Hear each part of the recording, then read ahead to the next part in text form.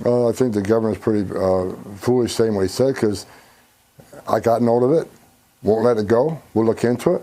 And if he's knowingly harboring, concealing an illegal alien, that's a violation of Title 8 United States Code 1324. I would seek prosecution, or the Secretary would seek prosecution. Trump border czar Tom Homan talks about possible arrests of government officials. Defense Secretary Pete Hegseth, he takes his first trip to the border after his confirmation. Democrats continue to lose as former President Barack Obama's presidential library is said to be in ruins. And the Secret Service swarmed a possible assailant who entered the White House grounds. Now, I hope you guys are ready for an information-filled video, because we're starting with border czar Tom Homan. Now, Tom Homan has always been a guy who backs up his words. He said that he's going to be working as soon as President Trump was inaugurated. And I think that ever since January 20th, they haven't stopped their work, have they? Something that the Democrats have not been happy with, because they feel as if these deportations are wrong, even though the people that they've been deporting are mostly criminals. Now, we know for a fact that government officials from different sanctuary cities have already said that they would protect illegal immigrants. But I think that one of them went over the line and they admitted to committing a felony. Here's New Jersey Governor Phil Murphy saying exactly that. Somebody come lock this guy up. This isn't a trans case, but Tammy and I were talking about, I don't want to get into too much detail, but there's someone in our broader universe whose immigration status is not yet at the point that they are trying to get it to.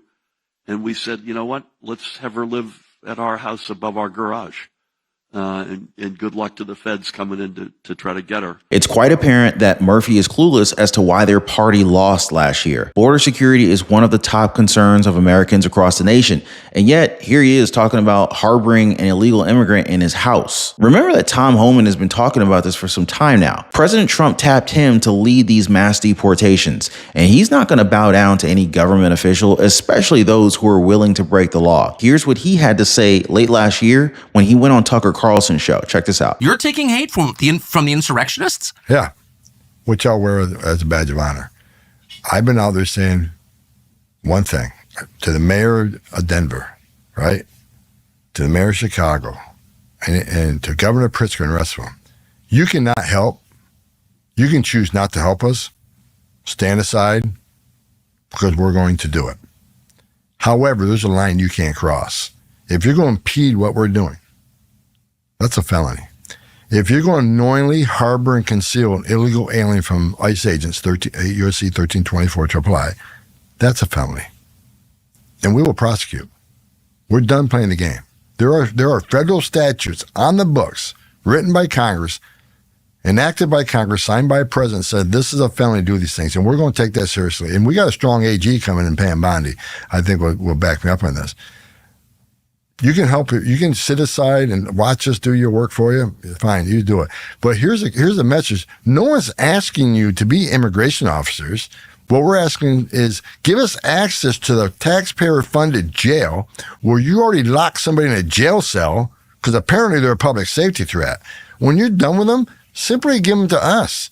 And we'll remove them not only from the community, from the country.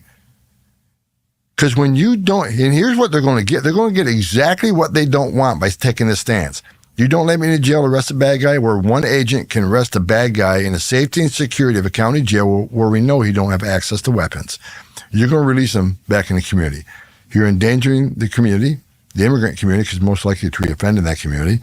You're endangering our officers, and you're endangering that alien, because things could happen when you make an arrest in a public setting. We have access to who knows what weapons, right? This is the consistent message from Tom Homan. But I guess guys like Phil Murphy, they like living on the edge. Because as you guys heard, he publicly admitted to committing a felony. Now, Murphy's office has not yet commented on these remarks yet. But a source familiar with the governor has said that the person that he's referring to is living in the country legally and that they're never at his home. So is he just lying for liberal clout at this point? Republican New Jersey Assemblyman Eric Peterson called out the governor, saying that instead of enforcing our duly enacted laws, he's breaking them and telling others to do the same. This is outrageous. If Murphy wants to be a social justice warrior so badly, he should resign instead of making a mockery of his oath of office to uphold the law. Homan also talked about the fact that these officials keep letting dangerous individuals back out into society after arresting them. something that he says is completely unacceptable. Any sanctuary city, any elected mayor, city councilman, and governor who thinks it's a good idea to release public safety threats back in the community to reoffend, it's just ridiculous. We're going to hold them accountable. The Trump administration will hold them accountable through prosecution. Could Governor Murphy be the first in the long list of government officials who need to be prosecuted?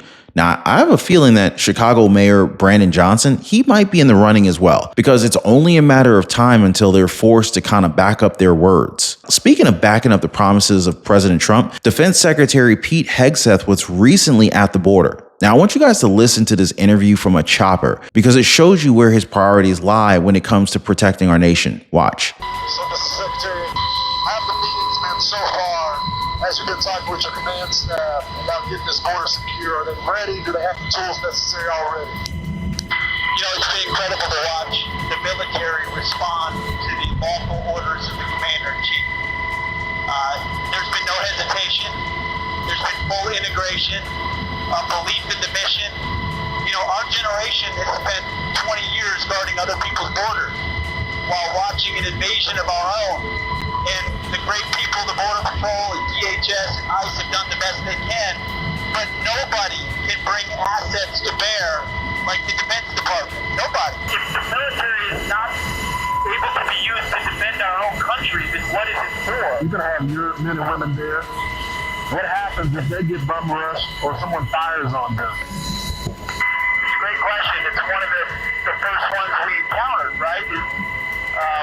At some level, rules of engagement or what's the standing order if engaged. And there was never a question. Obviously, always troops will be able to defend themselves. That if fired upon, you can and will fire back. We're not putting sitting ducks on the border. This is the border protection that Democrats have been pushing against. And at the back of our minds, we gotta wonder, like, why? Isn't this something that a majority of this country wants? Moving on, guys, former President Barack Obama has not been in office for years now. At least that's what we're being told. And yet his presidential library is still being built in Chicago, with a locally based contractor now suing one of the firms involved in managing its construction. Now, just for context, the library is an $830 million project. Robert McGee, the owner of 2-in-1, which provided concrete and rebar services for the center, filed the lawsuit earlier this year. The lawsuit is targeted against Thornton Tomasetti, which oversees the structural engineering and design services. Now, according to McGee, Tomasetti changed standards and imposed new rules around rebar spacing and tolerance requirements that differed from the American Concrete Institute standards. They claim that these were racially discriminated practices which forced him to do extra work, which almost left his company bankrupt. Productivity was impacted to a point where he says that they've incurred millions in losses. Now, I do have to address that the concrete used in this center is already cracking. So there is actually some basis to this lawsuit. And to be honest, guys, I don't think anybody's going to want to visit this place when they see the damage that's already there. Now, since we're already on the topic of stupid things, someone already tried to climb the fence outside the White House. Now, what's funny is you could actually hear him say, "F it," basically signaling that it was all or nothing when he got to the top of the fence. But as luck would have it, he got stuck and had to climb back down the same way he got up. Although the Secret Service were already there to arrest him. Now, at this point, we're not really sure if he's going to face charges, but with the heightened security around President Trump, together with the multiple attempts on Trump's life, I got a feeling that this guy's probably not going to get away with this so easily. So here's my question for you guys. Are you guys happy with the efficiency of the Secret Service to get this guy in handcuffs? Now, I want to redirect you to a previous live stream I did. I covered a lot, but one thing that stood out, the fact that left-leaning journalists sometimes don't think before they ask questions. I know, I said sometimes. That was a joke. Anyway, this was the case for the ABC News host Michael Strahan as he got embarrassed by White House Press Secretary Carolyn Leavitt. Make sure you guys check that one out. As always, appreciate your time. Thanks for hitting the like button and subscribing. We'll see you next time.